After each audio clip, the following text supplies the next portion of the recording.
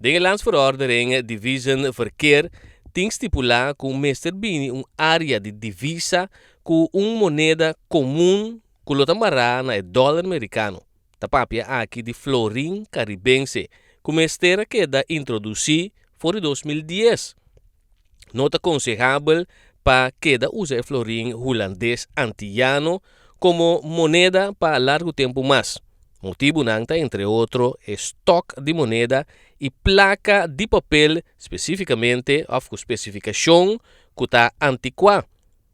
Custo de produção alto e risco grande que tem para falsificação, tendo em conta que é desenvolvimento tecnológico. Tem que agora aqui CSMU, para motivo de circunstância, a manter o florim holandês antillano aqui como moneda, pero agora aqui se dá tempo para câmbio. Durante os últimos 10 anos, há a introdução de florim caribense que dá posponer. Motivo não para essa aqui, está a situação de nossa economia, durante a ano está malo, e a situação agora empeorar durante a pandemia de Covid-19. Essa que não está motivo de com em janeiro 2022, Conselho de Ministros de Gabinete Pisas 2 a pedir para posponer a preparação para a introdução de florim caribense.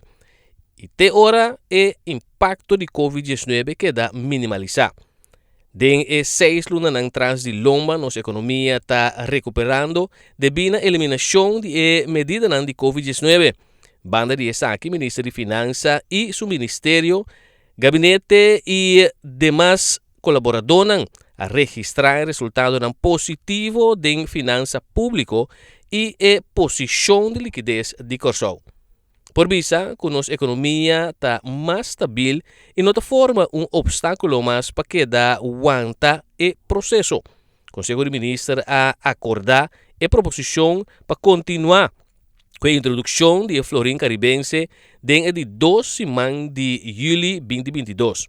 Ministro de Finanças de Corsol, junto com o Ministro de Finanças de St. Martin e Banco Central de Corsol e St. Martin, lo determinar a fecha de introdução de florim caribense que é promédio de janeiro 2024 como meta.